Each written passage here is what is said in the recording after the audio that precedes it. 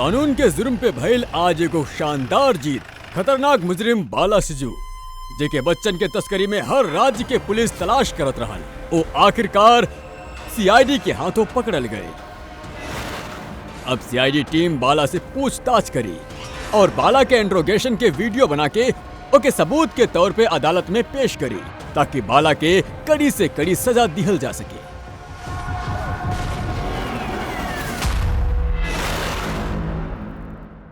एक कप चाय मिली?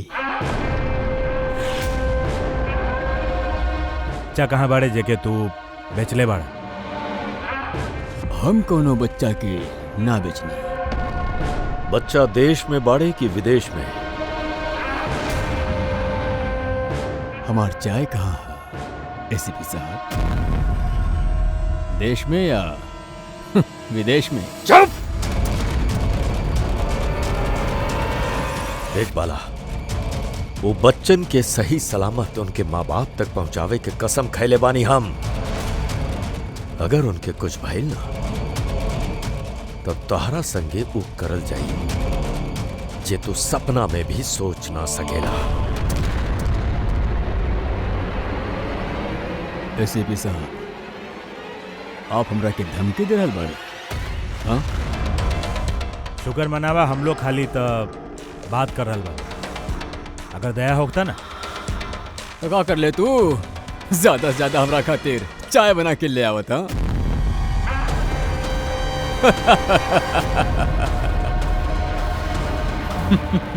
पैर नीचे करा। अरे मैडम जी, आप ही हमरा खातिर चाय बना के ले आई। वैसे भी औरतन के काम रसोई घर में ही होखेला। इस सीआईडी में कहाँ घूम फिर रहल बाड़ू आप? तो पूर्वी, और अगर हमके मैडम जी के हाथ के चाय अच्छा लागल तो हम इनसे शादी करे के बारे में भी सोच सके नहीं। वकील साहब, यह हद से ज्यादा बढ़ रहा है। कहे तो के इतना प्रॉब्लम काहे हो रहल बाबे?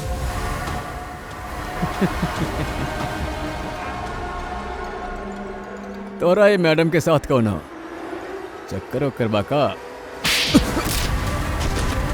ये आपका कहीं नहीं, हमारे क्लाइंट पे हाथ उठाए नहीं आप।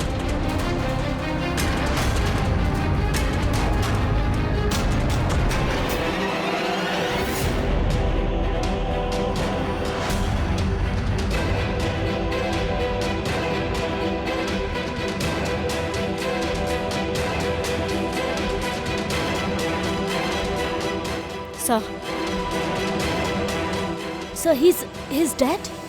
का?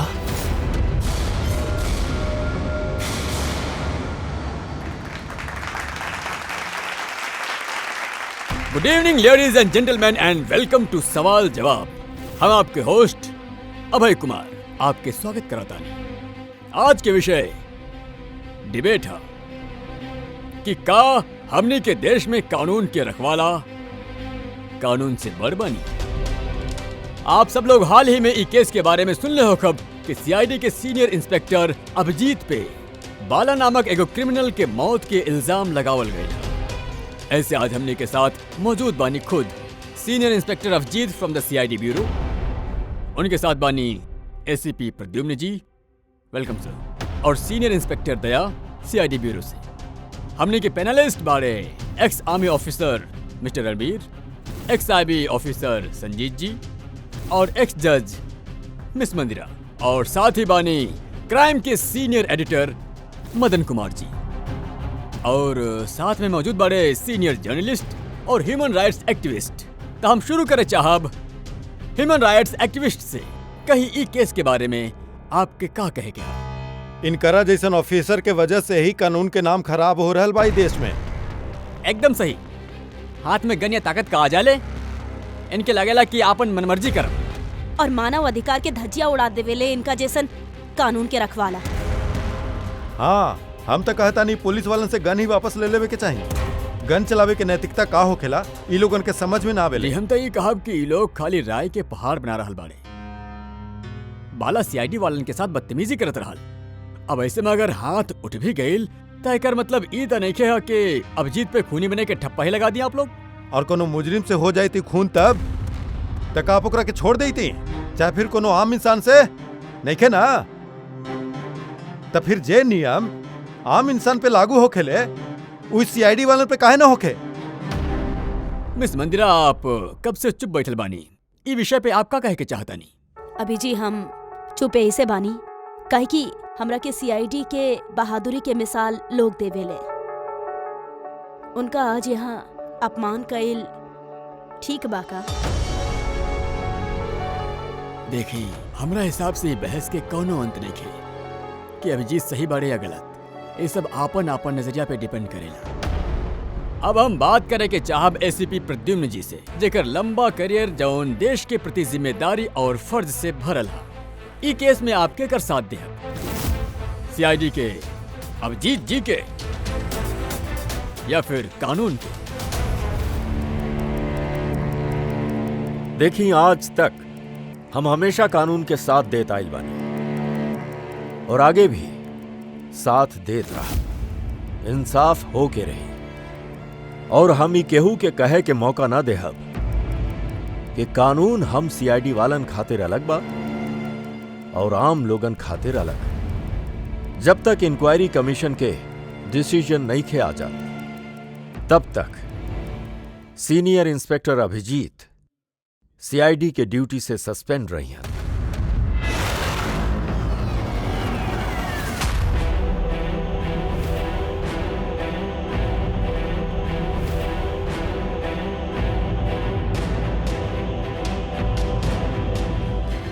एक मिनट सर।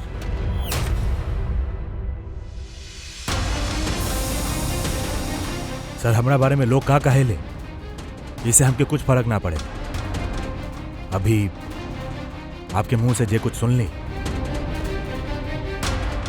बहुत तकलीफ हो रहा है। बस जौन कुछ भइल आपके सामने भइल, आप ओहिजा मौजूद रहे, अपन दिल पे हाथ रख के कहीं सर कि हम जानबूझ के वो आदमी के मरनी।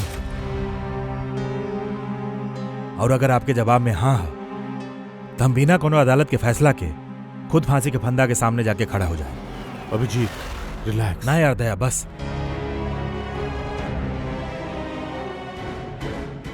अच्छा मजाक बना दले बाड़े।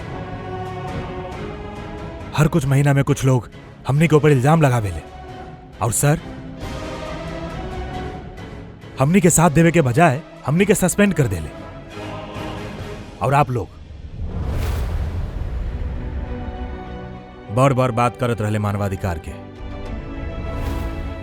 कहा कहत रहले आप हमरा हाथ से गन ले लेवे के चाहिए। अगर आज आप लोग अपन घर में सुरक्षित तरीका से होली दिवाली मना रहल बानी वही से कि हमनी के हाथ में गन सा, हमनी रात भर जागे नहीं ताकि आप लोग चैन की नींद से सो सके। जब मुजरिम यहां सर पे बंदूक तानेला, छाती पे गोली चलावे वाला होखेला और तब आपके ये याद दिलावल जाला कि आपके पलट के मुजरिम पे वार ना करे के हा, खाली टांग पे गोली चलावे के हा, वो दिन हम आपसे ह्यूमन राइट्स और मानवाधिकार के स्पेलिंग पूछब। वो दिन आज हम दुनिया वालन के सामने खुल के बोले के चाहता नहीं। बाला जैसन आदमी के जिंदगी जिए के कोनो अधिकार ना है। वैसे भी अदालतों के फांसी के सजा देत ना। कुछ दिन पहले मर गए तो कौन से तूफान आ गए। और इतना साल अगर सीआईडी में हमारा हाथ बंधल ना हो तो इनके जैसा लोगन के इंसाफ हम कब के कर चुकत होते। और वैसे भी ऐसा कानून के का फायदा जे मुजरिमन के सजा ना दे सकेला। और वो कानून हमरा के का सस्पेंड करे। हम खुदे सस्पेंड कर रहल बानी ऐसा कानून।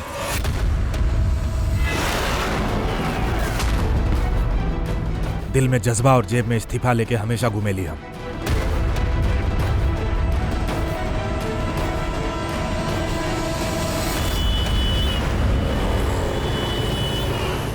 अरे यार हम लोग तो दोस्त बानी यार, दोस्त। बैठ जा हमारा दोस्त। क्या चाहिए आपके यार? आप और हम एक चल चल। अभिजीत, का हो का गइल बा तोहरा के? अभी कौन सी जगह पे बैठल बड़ा और ये कौन तरह के लोग के साथ बैठल बड़ा? चलो उठा। उठा, चला घर चला। कहाँ चली? सीआईडी ब्यूरो ही तो हमार घर रहल और हमके वहां जाए के परमिशन नहीं कर। सर सब ठीक हो जाए सर। आप यहाँ से चलिए। सब ठीक हो जाए। इसे ज्यादा और का ठीक होगी। और अब हम सीआईडी ऑफिसर ना बन। कोनो भी ह्यूमन राइट्स वाला, कोनो भी इंक्वायरी कमीशन हमार कुछ ना बिगाड़ सकेले। सब मुजरिमन के एक एक कह के मार डालब हम।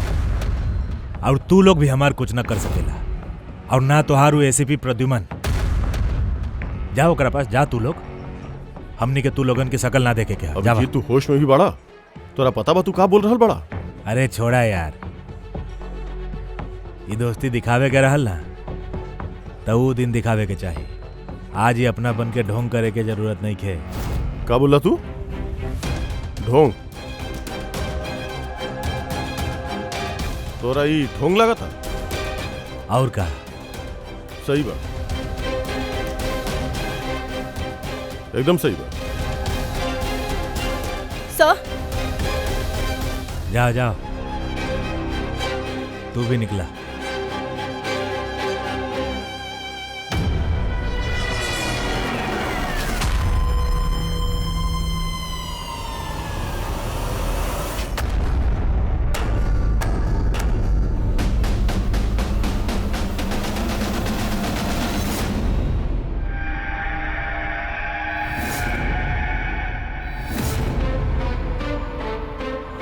ए, के बा यहाँ? ये आंख पे पट्टी काहे बांध ले बा? ए, खोला हमके। कहाँ लेके आ गईला? के बारा तू लोग? ए, खोला हमके।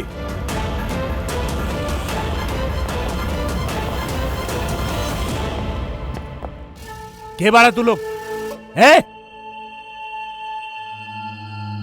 पट्टी खोला।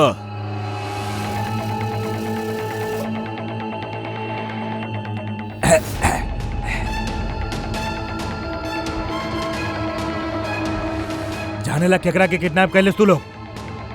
एगो सीआईडी अभिजीत, अब तू एगो सीआईडी ऑफिसर ना बाड़ा। सीनियर इंस्पेक्टर अभिजीत सीआईडी के ड्यूटी से सस्पेंड रही है। डरा मत, तो के हमने से कौनो खतरा नहीं के। हमने क्या अपन दोस्त समझ। दोस्त? आखिर बाड़ा के तू लोग? सब पता चल जाए अभिजीत कि हमने के बानी और तोहरा से का चाहत बानी।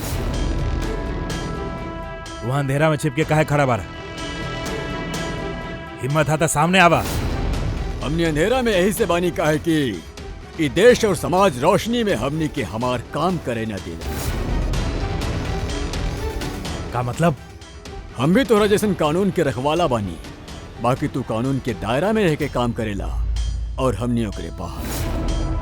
हमने सीधा मुजरिमन के इंसाफ करेनी, न कोर्ट न कचहरी न इंक्वायरी कमीशन, सीधे सजाए मौत। एक मिनट, ये तू लोग का कहा ताड़ा? हमको समझ नहीं के पा रहल। पहचाने लायक रखे?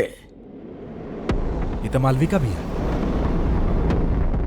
कहे खातिर सोशलाइट, बाकी कईयों आतंकवादी गतिविधि से जुड़ल भी आई लोग। Good, next.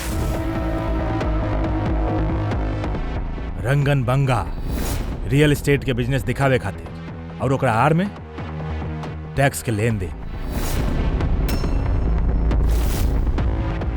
विलियम? ये तो विलियम है। 7 मर्डर के इल्जाम है एकर ऊपर। That's right. बाकी हमके काहे दिखा रहा है इनका तस्वीर?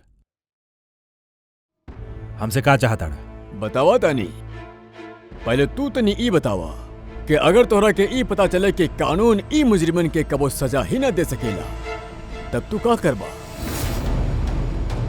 अगर इनके कबो सजा ना मिल पाई तब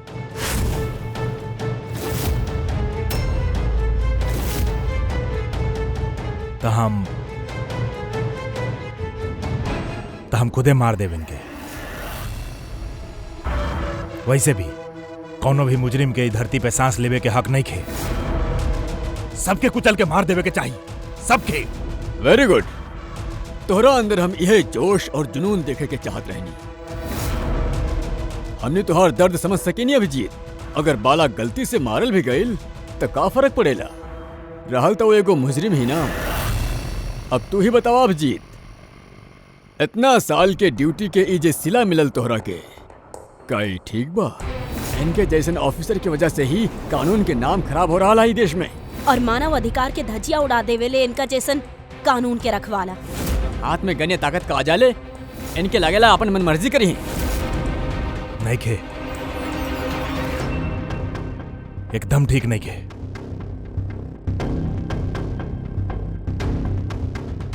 खाली हम ही जाने ली ये अपमान के घूट पियला से का बीत रहल हमरा पे। कौना आग में जल रहल बानी हम समझतानी अभिजीत। यही खातिर तो तोहरा तरफ दोस्ती के हाथ बढ़ा रहल बानी। हमने के गैंग के काम हो मुजरिमन के सफाया करल, जे के अदालत खुला छोड़ देले ह। बनबा हमने के गैंग के हिस्सा। सोचत का बारा अभिजीत? हमने के साथ देबया कि उस सिस्टम के जौन अनजान में भइल एगो हादसा खातिर तोहके सजा दिलस। हम ना जाने ली कि तू लोग के बारा। बाकी जब लड़ाई जोर और मुजरिमन के खिलाफ है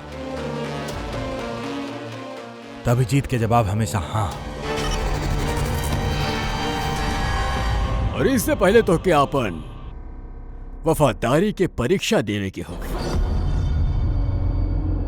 वफादारी के परीक्षा? क्या है आदमी? छगन आज तक 5 औरतन के मार चुकल बाई और अदालत एकरा के दिमागी रूप में बीमार करार दे के रिहा कर देलस। ला रिवॉल्वर और चलावा गोली।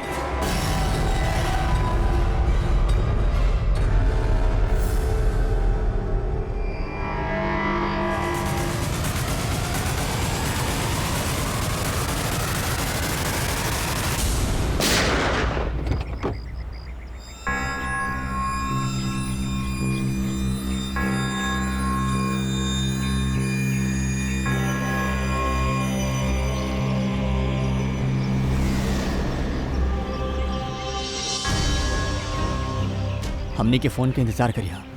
और हाँ, जे आपके तकलीफ भइल ना ओकरा खातिर सॉरी। और एगो बात ध्यान में रखिया, फोन हमेशा अपने साथ रखिया। अगर बाथरूम जाए के बाद तब हो।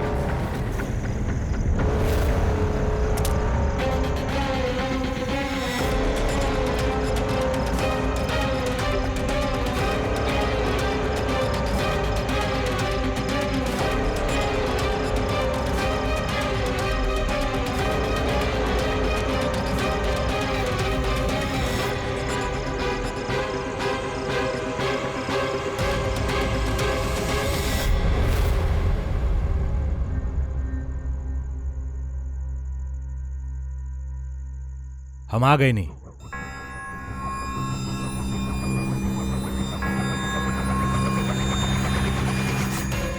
हमनी के अंदाजा सही निकला।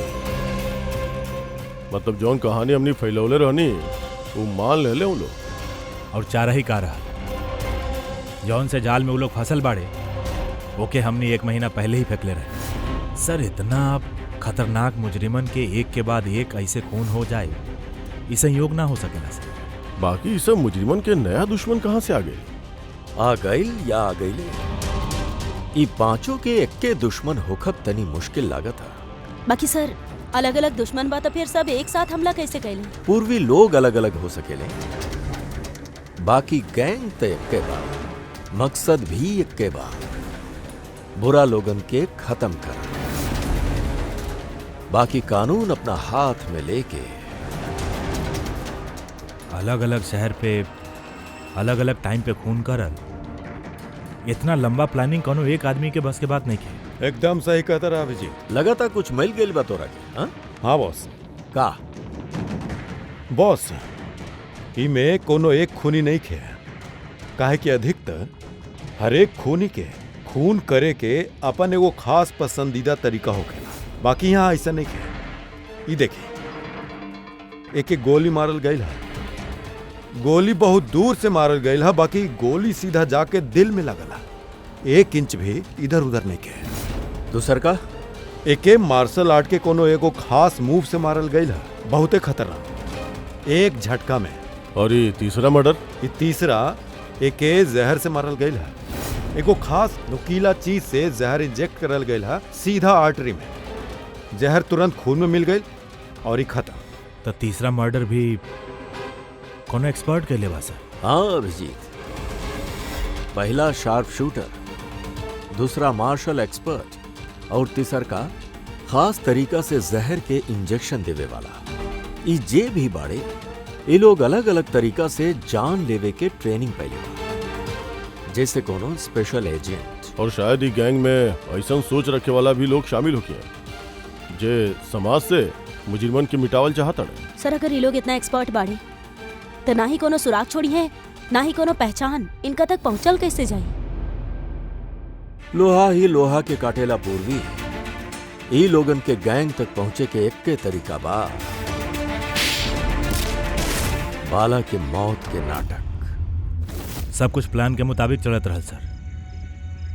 फिर वो लोग हमके एक आदमी के ऊपर गन तान के ट्रिगर दबावे खातिर कहले। ता तू ट्रिगर दबा देला?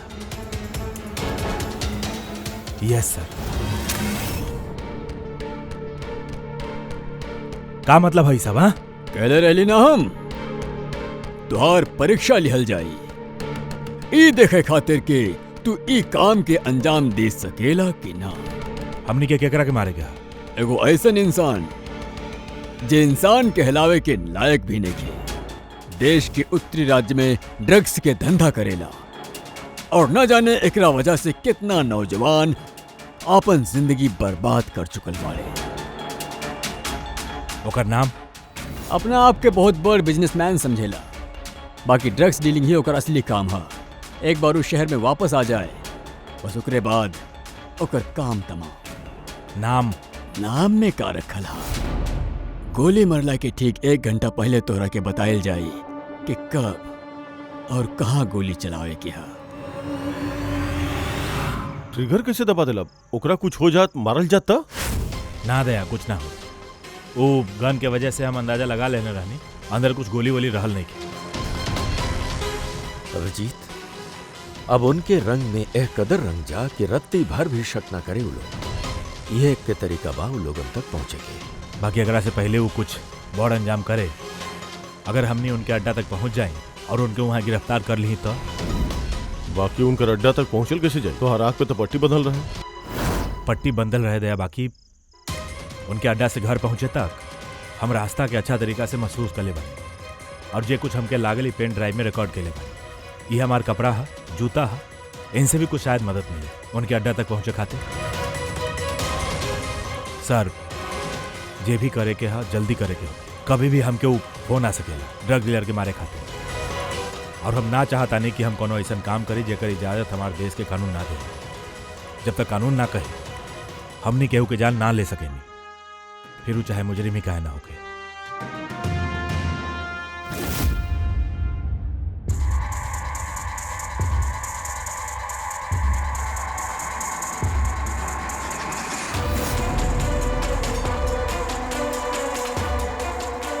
सुना, कुल मिला के 1.5 घंटा लागल रहे हमके उनके अड्डा से अपने घर तक आवे। कार के स्पीड 60 के ऊपर ना गए लोग। 15 मिनट गाड़ी ट्रैफिक जाम में फंसल रहा। 10:50 वो वक्त हमके केहू के अर्थी जा रहल सुनाई दे। और हाँ, जब हमने अड्डा से निकलल रहनी तो वहाँ कहीं मंदिर में आरती होत रहा लाउड स्पीकर। और कुल मिला के 6 ट्रैफिक सिग्नल पे गाड़ी रुकल रही और कुछ 5 फ्लाईओवर रहा और हर फ्लाईओवर क्रॉस करे में करीब 40 से 45 सेकंड लगा। रेलवे स्टेशन और एक फ्लाईओवर के नीचे रेलवे स्टेशन है जहाँ पे ट्रेन के अनाउंसमेंट होता है। Oh sir. हाँ पंकज। सर ये देखिए, अंकित कुमार सर, सीबीआई कुछ दिन पहले एकरा से बातचीत भी कैले रहा सर। सर देश के कई जगह पर ही ड्रग्स के धंधा करेला। अभी कहाँ बा? सर ये तब फ्रेडी सर देख रहा। सर ई पैडी बा धान। ओ ये पैडी है। उ जे तू अभिजीत के कमीज पर से लेके आए रहलू तू रेशा, वो एगो गनी बैग के रेशा रहा, कोनो बोरी के। मतलब पैडी और बोरा, एकर मतलब ही कोनो गोदाम है। गोदाम के अपन अड्डा बनैले बाड़े उ लोग। कोनो एगो ऐसन गोदाम जहाँ पे अनाज रखल जाला, चाहे कोनो ग्रेन मिल। सर ई रूट ले ले बाड़े लोग। ई रूट वैसने बा जैसन अभिजीत सर बतैले रहले, विरार के तरफ जाला।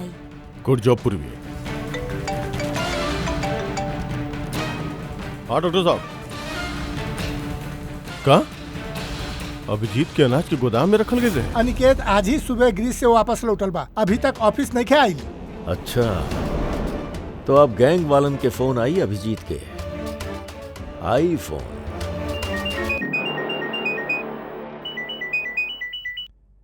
हेलो, आपके खातिर को खुशखबरी है अभिजीत सर।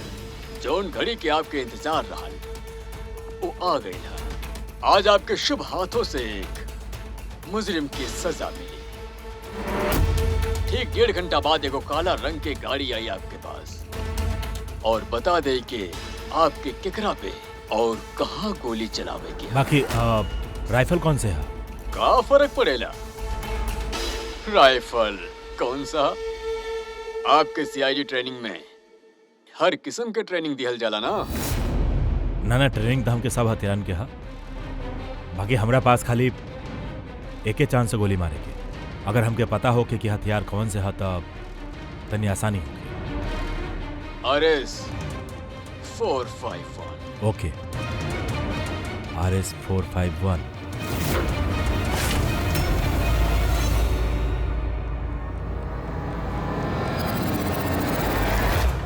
कहा नहीं आप? हमार जान के खतरा। फिर तो हम कहीं जाए भी ना, घर के अंदर ही छिप के बैठे भाव। सबके सब मीटिंग्स कैंसल। अनिकेत, घर में छिप के बैठला से कोनो फायदा ना होगी। वो लोग ठान ले बाड़े तो के मारे के और वो मार के ही रही है तोरा के। तो आप कुछ करी ना, आप लोग सीआईडी वाला बाड़े, बचा ली हमरा के। बचा ले अब हमनी तो के। खाली ये बार गोली हमनी के ऑफिसर तोहरा पे चलाई। तोहरी कपड़ा के अंदर एगो बुलेट प्रूफ जैकेट होगी और कुछ खून के पैकेट। अगर निशाना इधर उधर चल गए तो अगर गोली सर पे लग गई तो कुछ ना होगी। काहे कि गोली भी नकली होगी। और हाँ, तो के तोहार कर्म के सजा जरूर मिलेगी। बाकी पहले हमनी तोहरा जरिया से वो मास्टरमाइंड के पकड़ल जाए। अब बतावा, मीटिंग खातिर कहाँ जाए वाला रहा तू? अगला मीटिंग 1 घंटा में। हाँ, एगो मॉल के बाहर एगो प्रोडक्ट लॉन्च है। मॉल के बाहर? हेलो, हम क्या लगा था मिशन कैंसिल करे के पड़ी। काहे? बाला जिंदा हा।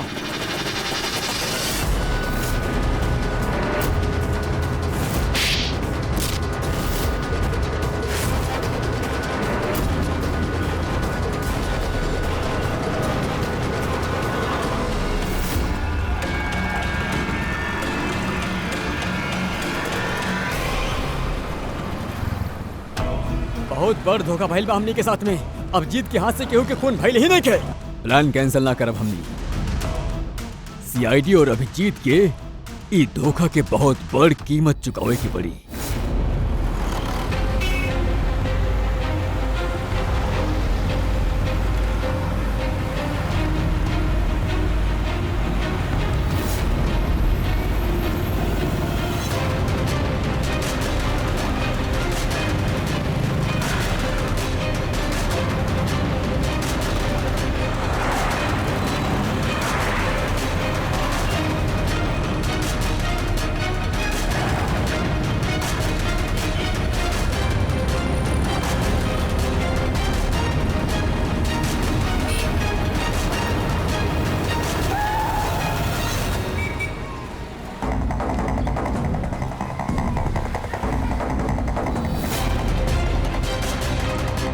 यहाँ पे वो आदमी आवे वाला बा।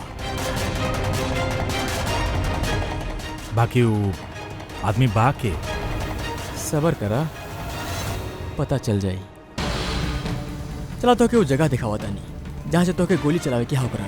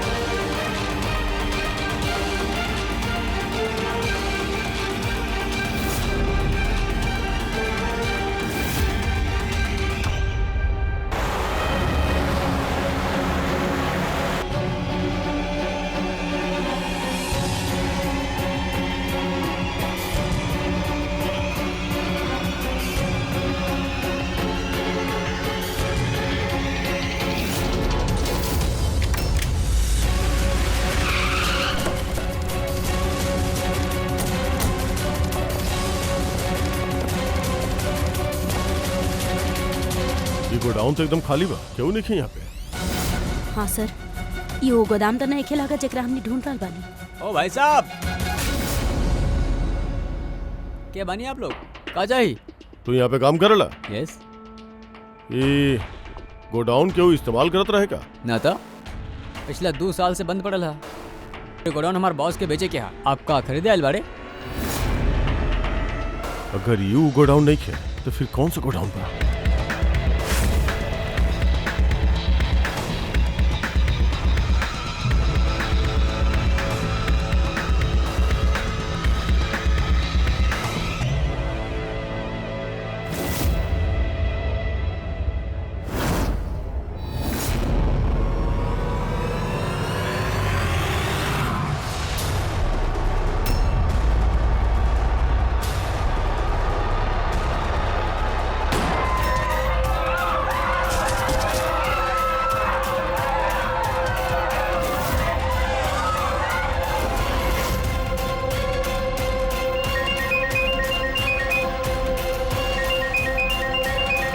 हेलो, मुबारक हो के अभिजीत, तुम्हार कामयाबी खातिर अनिकेत के टिकट कट चुकल है। अब बैठा गाड़ी में मिल के बधाई देव तो के। ठीक है, आ बतानी।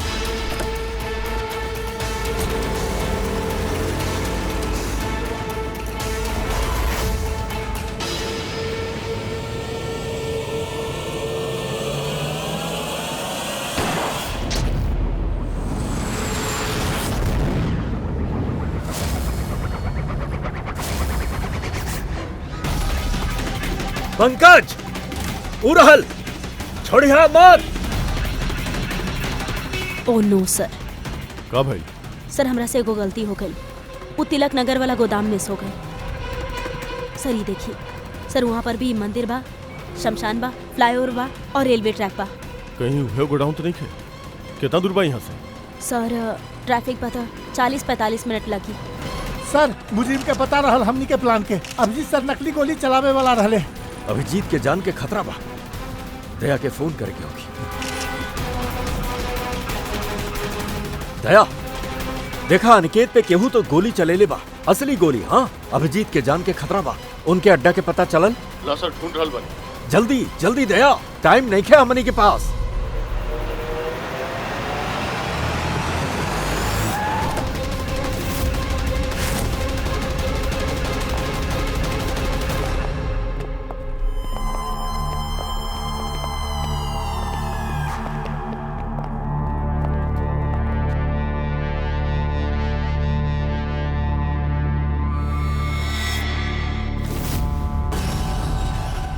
बहुत बहुत बधाई हो के तोहरा के। वेल डन। अनिकेत के मौत की खबर हर न्यूज, हर चैनल पे छा गई। और अब तू हमने के विश्वास जीत ले हा। ऐसे अब हम अंधेरा से रोशनी में आके तो से अपन पहचान करवाई।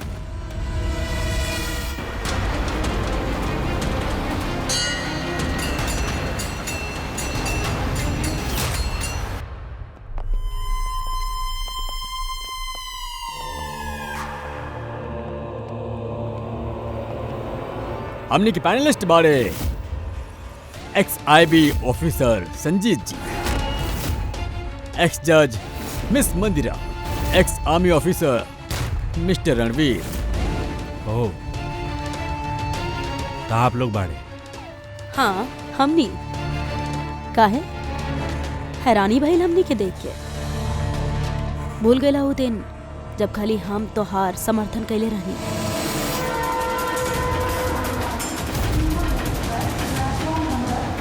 यह रेलवे स्टेशन।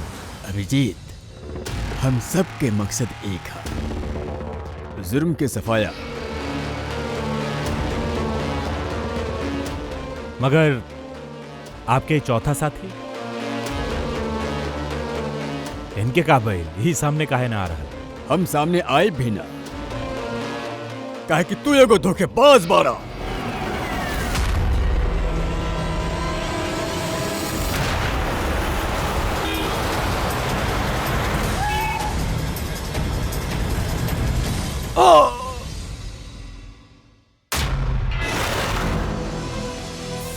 बाला जिंदा बा? हाँ, ये जिंदा काहे कि सब CID के सोचल समझल चाल रहा है हमनी के फसावे खातिर। और ये शमशान भूमि और अनिकेत वो भी जिंदा हुई। जरूर ही अभिजीत ओके नकली गोली मारल होखी। अभिजीत, ई धोखा के सजा खाली मौत था, खाली मौत। तू और बाला दोनों मारल जाए, दोनों। और तो के हमनी ना मारब, तो के ई मारी। हम काहे कि एगो ईमानदार और बहादुर ऑफिसर के मारल हमनी के ईमान के खिलाफ बा। चल तू मार, ना ता हम तारा के मार दे। उता वैसे भी मार दे ना, हमने तो के एगो और मौका दे। चलावा गोली। ना बाला, पिस्तौल ला। हिला।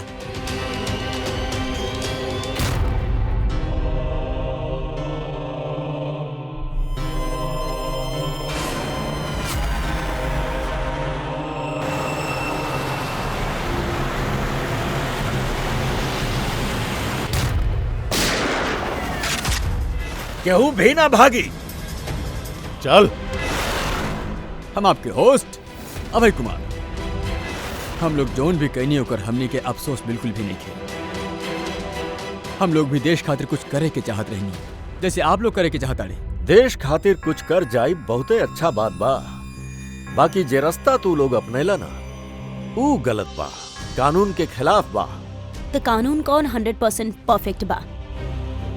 ई उहे कानून बा जेकर चलते इतना सारा मुजरिम समाज में आजाद घूम रहल बाड़े। ओ अनिकेत के भी आप बचा लेनी ना? हाँ, अनिकेत के हमनी बचा लेनी, खाली गोली से, कानून से नहीं खे, समझनी? रहल बात परफेक्शन के, तो 100% परफेक्ट कुछ भी ना होखेला, ओके बनावे के पड़ेला। आप लोगन के तरीका का परफेक्ट है? का गारंटी है बात के कि अपन सना के कारण तू लोग खाली गुनाहगारन के ही मरले बाड़ा, कोनो निर्दोष के ना?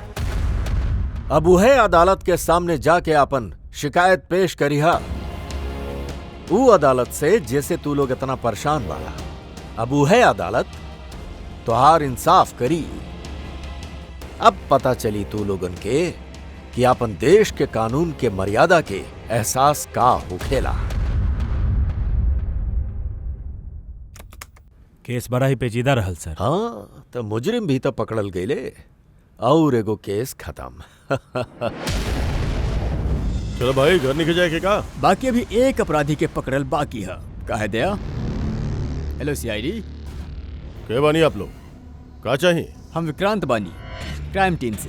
हमने के यहाँ के तलाशी लेवे के यहाँ इस सर्च वारंट है। तलाशी?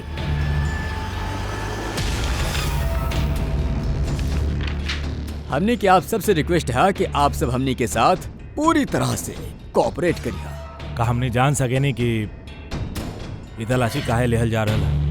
दमन के फांसी वाला केस में आप सबके खिलाफ कंप्लेन है। कि आप सब एविडेंस के साथ छेड़छाड़ के ले रहा। दया हमनी के पास आ, हमनी के जेल में। अगर दया के बचावे चाहता रहा तो पहले हमार भाई के बचावे होखी, न तो ठीक 4:30 बजे न खाली हमार भाई के फांसी होखी बल्कि सीनियर इंस्पेक्टर दया भी फांसी पे चढ़ी। तलाशी शुरू करा। आप सबके फोन रिकॉर्ड भी चेक करल जाए, आप सब पे कड़ी नजर रखल जाए।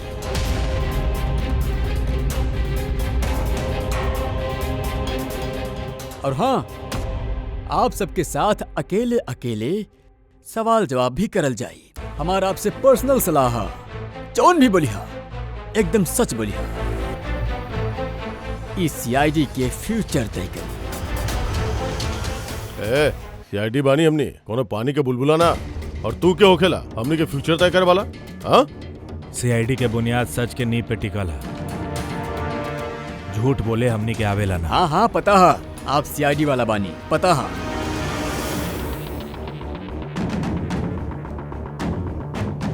बाकी आप जौन भी बानी कानून से ऊपर नहीं खे। और अब वक्त आ गई बा कि आपके कानून के याद दिला दिया जाए। हाँ पता बा हमनी के, हमनी कानून से ऊपर नहीं की। बाकी हमनी कानून के रखवाला बानी। कानून के रखवाला हमनी सीआईडी वाला बानी।